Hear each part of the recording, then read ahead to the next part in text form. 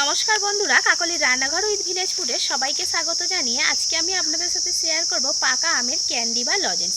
Lozenges খেতে তো আমরা সবাই ভালোবাসি, আর এই লজেন্সটা আমরা দোকান থেকেই কিনে খাই। আর দোকানেও এখন দেখবেন বিভিন্ন ধরনের লজেন্স পাওয়া যায়। তো সেই রকমই আজকের আমি সিজনের পাকা আম দিয়ে বাড়িতেই একদম সহজ পদ্ধতিতেই লজেন্সটা বানিয়ে নেব, আর কোনো রকম কেমিক্যালের রং ছাড়াই। আর একবার বানিয়ে আপনারা লজেন্সগুলো অনেক দিন পর্যন্ত সংরক্ষণ করে রেখে খেতে পারবেন। বিশেষ করে যাদের বাড়িতে বাচ্চা রয়েছে, আপনারা কিন্তু নিজে হাতে বাড়িতে যদি এই লজেন্সটা বানিয়ে রাখেন তাহলে ওদের তো বায়না ভোলাতে পারবেন। তাছাড়া দোকানের কেমিক্যাল রং মেশানো লজেন্স না দিয়ে বাড়িতে এই বানানো এই লজেন্সটা কিন্তু ওদেরকে দিতে পারবেন। তো আজকের রেসিপিটা আপনারা প্লিজ প্রথম থেকে শেষ পর্যন্ত দেখতে থাকুন, আশা করছি খুবই ভালো লাগবে। আর যে সকল বন্ধুরা এখনও পর্যন্ত নতুন তারা যদি ইউটিউব থেকে দেখেন তাহলে চ্যানেলটিকে সাবস্ক্রাইব এবং ফেসবুক পেজ থেকে দেখলে পেজটাকে ফলো করে আমার পাশে থাকবেন। তাহলে এখন রান্নাঘরে চলে যাবো, আর আজকের রেসিপিটা শুরু করে ফেলবো।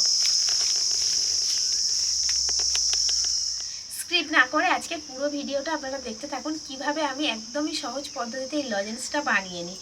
তো এখানে আমি দুখানা পাকা আম নিয়ে নিয়েছি আজকে লজেন্স বানাবো বলে। তো একটা আম দিয়েও লজেন্স বানানো যাবে, আবার দুটোর বেশি আম দিয়েও লজেন্স বানানো যাবে। আপনারা কতটা পরিমাণে লজেন্স বানাতে চাইছেন সেরকম কিন্তু আপনারা আমটা নিয়ে নেবেন। তো বাজারে যেমন এখন খুবই সস্তায় পাকা আম পাওয়া যাচ্ছে, ঠিক তেমনই যাদের বাড়ির গাছে আম রয়েছে প্রত্যেকের গাছের আম কিন্তু পেকে গেছে। তো এটাই পারফেক্ট সময় বাড়িতে বেশি করে লজেন্স বানিয়ে নেওয়ার, আর সারা বছর ধরে পাকা আমের সাথে এই লজেন্সটা আপনারা খেতে পারবেন। তো এখানে আমি আমটাকে প্রথমেই ভালো করে জল দিয়ে ধুয়ে নিয়েছি। এবার আমের গায়ের খোসাটাকে ছাড়িয়ে নেব, নিয়ে আমটাকে কেটে নেব। যত এরকম বেশি পাকা অর্থাৎ আমের গায়ের কালারটা ভালো থাকবে সেই রকম আম নিতে পারবেন, তত কিন্তু লজেন্সের কালারটাও ভালো আসবে।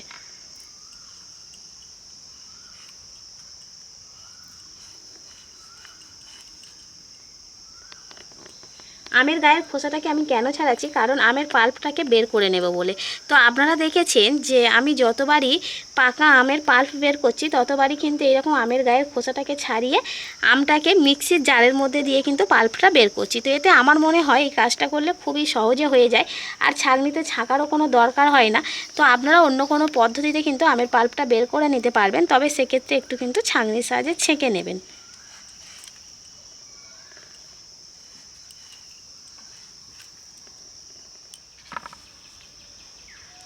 আমের আঁটিটাকে বাদ দিয়ে আমটাকে পুরোটাই কিন্তু আমি ছোট ছোট টুকরো করে কেটে নেব।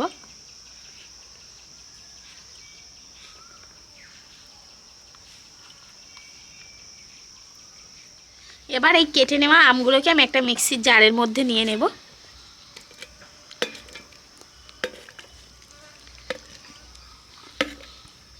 এবার এই আমের মধ্যে আমি এই বাটির এক বাটি জল দিয়ে দিচ্ছি। এটা কিন্তু খুব বড় বাটি না, একটু মাঝারি মাপের বাটি রয়েছে। এই এক বাটি জল দিয়ে আমি ভালো করে মিক্সিতে ঘুরিয়ে নেব। এবার আমি কড়াটা উনানের উপর বসিয়ে দেব, তবে কিন্তু উনানটা এখনো জ্বালাইনি। তো উনান জ্বালানোর আগেই কাজটা করে নিতে হবে। আমের যে পাল্পটা আমি মিক্সিতে পেস্ট করে নিয়েছি সেই পাল্পটা এই যে বাটি রয়েছে এই বাটির মাপে এক বাটি হয়েছে। তো প্রথমে কড়াইতে দিয়ে দিচ্ছি। এবার আপনাদের লক্ষ্য রাখতে হবে যে পরিমাণে আমের পাল্প হবে তার ডবল পরিমাণে কিন্তু চিনি নিতে হবে। তাহলে এক বাটি যেহেতু পাল্প হয়েছে সেজন্য কিন্তু দু বাটি এখানে আমার চিনি দিয়ে দিতে হবে। এবার আমি প্রথমে এক বাটি চিনি দিয়ে দিচ্ছি, আবারও আমি আরও এক বাটি চিনি দিয়ে দেব। মোট এখানে দু বাটি চিনি দিয়ে দিলাম। তো আপনারাও ঠিক এই রকম মাপ মতো আমের পাল্প আর চিনিটা নিয়ে নেবেন। এবার আমি প্রথমে চিনির সাথে আমের পাল্পটাকে সুন্দর করে মিশিয়ে নেব।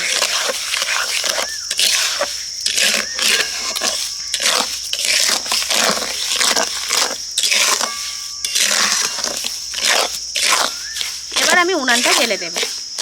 চিনিটা পুরোপুরি গলে গেছে, গলে যাওয়ার পরে কিন্তু মিশ্রণটা আরেকটু পাতলা হয়ে যাবে। তো জাল দিয়ে ঘন করে নিতে হবে। আর এর আগে কিন্তু আমি কাঁচা আমের লজেন্সও বানিয়েছিলাম, তো সেখানে আপনারা ভীষণ ভালো বলেছেন এবং অনেকে বানিয়ে খেয়েছেন, সবারই ভালো লেগেছে। তো সেজন্য বলবো আপনারা আবারও এরকম পাকা আমের সিজনে একবার পাকা আমের লজেন্স বানিয়ে খেয়ে দেখুন। কাঁচা আমের লজেন্সে কিন্তু আমি অনেক কিছু দিয়েছিলাম, যেমন বিট লবণ, গোলমরিচ গুঁড়ো। তো এখানে সেসব কিছুই দেওয়ার দরকার নেই,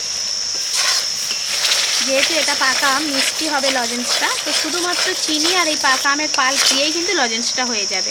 আর এই যে মিশ্রণটার কালারটা দেখুন কতটা সুন্দর এসছে, এখানে কোনো রকম রং দেওয়ার দরকার নেই। মিশ্রণটা দেখুন আগের থেকে জাল দিতে দিতে কিন্তু অনেকটাই ঘন হয়ে এসছে, একদম জেলি জেলি ভাব চলে এসছে। তো এবার বুঝতে হবে লজেনের জন্য মিশ্রণটা রেডি হয়েছে কিনা। এরকম বাটিতে করে আমি কিছুটা জল নিয়ে নিয়েছি। এবার এর মধ্যে মিশ্রণটা একটু দিয়ে দেবো এই জলের মধ্যে। দিলে যদি দেখি যে লজেন্সের মতো ডেলা পাকিয়ে যাচ্ছে তাহলে জানবো যে মিশ্রণটা ঠিকঠাক রয়েছে। আর যদি নরম থাকে তাহলে বুঝতে হবে আর একটু বাকি রয়েছে। এই দেখুন এখনও কিন্তু অনেকটা নরম রয়েছে, তার মানে আরও একটু জাল দিয়ে নিতে হবে। এবার আমি আরও একবার চেক করে নেব জলের মধ্যে মিশ্রণটা দিয়ে। আগে থেকে কিন্তু অনেকটাই ঘন হয়ে গেছে। এবার জল থেকে হাত দিয়ে এইভাবে তুললে ডেলা হচ্ছে কিনা দেখতে হবে। এখন প্রচণ্ড গরম, এই দেখুন একদম কিন্তু লজেনের পাকে চলে আসছে, একদম গোল হয়ে যাচ্ছে না। তো এটা যত ঠান্ডা হবে কিন্তু আরও শক্ত হবে, তার মানে কিন্তু মিশ্রণটা একদম রেডি হয়ে গেছে। তো এবার এটাকে নামিয়ে নিতে হবে। আর নামানোর সাথে সাথেই কিন্তু ঢেলে দিতে হবে, কারণ যত ঠান্ডা হবে লজেন্সটা তত বসতে থাকবে। লজেন্সটাকে যদি আপনারা একটু ডিজাইনের করতে চান সেক্ষেত্রে এইরকম সিলিকনের মোল্ড পাওয়া যায়। আপনারা এরকম মোল্ড কিনে নিতে পারেন যে কোনো স্টেশনারি দোকান থেকে কিংবা অনলাইনে অর্ডার দিয়ে। তো আমার কাছে এই মোল্ডটা ছিল বলেই আমি নিয়েছি। তো আপনাদের কাছে যদি না থাকে এমনি প্লেন স্টিলের থালার মধ্যে দিয়েও কিন্তু লজেন্সটা বসিয়ে নিতে পারেন। সেক্ষেত্রে ডিজাইনটা আসবে না, লজেন্সটা একেবারে প্লেন হবে। তো আমি এই মোল্ডের মধ্যে যে ডিজাইনগুলো রয়েছে এর মধ্যে আমি মিশ্রণটা দিয়ে নেব।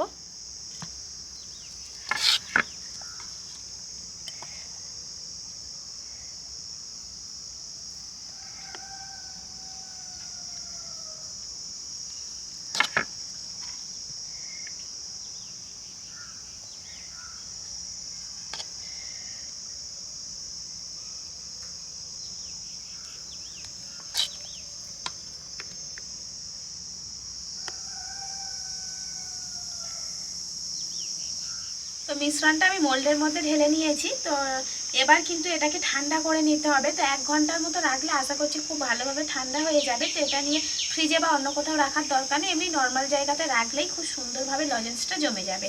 তাহলে আমি আবার ফিরে আসছি ঘন্টাখানেক পর। তো ঘন্টাখানেক হয়ে গেছে। 1 ঘন্টার মধ্যে কিন্তু লজেন্সগুলো খুব সুন্দরভাবে তৈরি হয়ে গেছে। মানে আমি মোল্ডটা ধরে দেখাচ্ছি, দেখুন। তো লজেন্সগুলোর কালারটাও কিন্তু দারুণ এসছে। এবার আমি এই মোল্ড থেকে লজেন্সগুলোকে তুলে নেব। এইভাবে পেছন থেকে চাপ দিলেই কত সুন্দরভাবে লজেন্সটা উঠে গেল, দেখুন। আর কত সুন্দর একটা ডিজাইন চলে এসছে প্রত্যেকটা লজেন্সের মধ্যে। মোল্ডের যে ডিজাইনটা সেই ডিজাইনে কিন্তু লজেন্সটা হয়েছে। আর যদি এমনি থালাতে করে দিতেন তাহলে কি হতো, একদম প্লেন হতো, এরকম কিন্তু ডিজাইনটা আসতো না।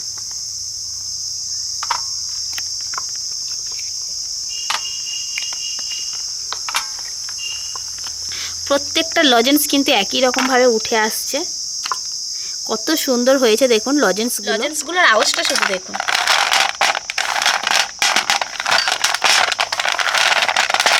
আওয়াজ শুনে নিশ্চয়ই বুঝতে পারছেন যে লজেন্সটা কতটা পারফেক্ট হয়েছে। তো এই লজেন্সগুলোকে যদি একটা এয়ারটাইট কন্টেনারে করে ভরে রেখা দেওয়া যায় তাহলে কিন্তু যতদিন পর্যন্ত রাখবেন ততদিন পর্যন্ত কিন্তু এইরকমই শক্ত থাকবে আর ভালো থাকবে। আর বাচ্চারা যখনই বায়না করবে ওদেরকে কিন্তু বায়না ভোলানোর জন্য একটা করে দিয়ে দিতে পারবেন। তো এখানে খুব অল্প একটুখানি আমি চিনির গুঁড়ো মিশিয়ে দিচ্ছি, এতে করে লজেন্সগুলো খেতে যেমন ভালো লাগবে তেমন কিন্তু অনেক দিন পর্যন্ত ভালো থাকবে। তো আপনাদের মনে হতে পারে চিনির গুঁড়ো তো লজেন্সের গায়ে গলে গিয়ে জল হয়ে যাবে, না তেমনটা না। এই লজেন্সের গুঁড়োটা দেওয়ার কারণেই কিন্তু লজেন্সটা অনেক দিন এইরকমভাবেই শক্ত থাকবে আর খেতেও ভালো লাগবে। তাহলে বাড়িতে মাত্র 2টো উপকরণে কতটা সহজ পদ্ধতিতে লজেন্স বানিয়ে নেওয়া যায় সেটা তো আপনারা দেখতে পেলেনই। তো অবশ্যই করে পাকা আমের সিজনে এইভাবে বাড়িতে লজেন্স বানিয়ে নিন। তাহলে কি হবে, পাকা আম শেষ হয়ে গেলেও পাকা আমের স্বাদে কিন্তু এই লজেন্সগুলো আপনারা খেতে পারবেন। বিশেষ করে বাড়ির বাচ্চারা তো যখন তখন লজেন্স খাওয়ার জন্য বায়না করে, তো ওদের জন্য এরকম লজেন্স যদি বাড়িতে বানিয়ে রাখেন তাহলে ওরাও কিন্তু খুব খুশি হয়ে খাবে। তো বন্ধুরা, আজকের এই লজেন্সের রেসিপিটা আপনাদের কেমন লাগলো সেটা অবশ্যই কমেন্ট করে জানাবেন। আর ভালো লাগলে লাইক, কমেন্ট, শেয়ার, সাবস্ক্রাইব এবং ফলো করে আমার পাশে থাকবেন। আর আমার নিত্য নতুন রেসিপিগুলো এইভাবেই দেখতে থাকবেন। তাহলে আজকের মতো এখানেই শেষ করছি। সবাই ভালো থাকবেন, সুস্থ থাকবেন, দেখা হবে পরের রেসিপিতে।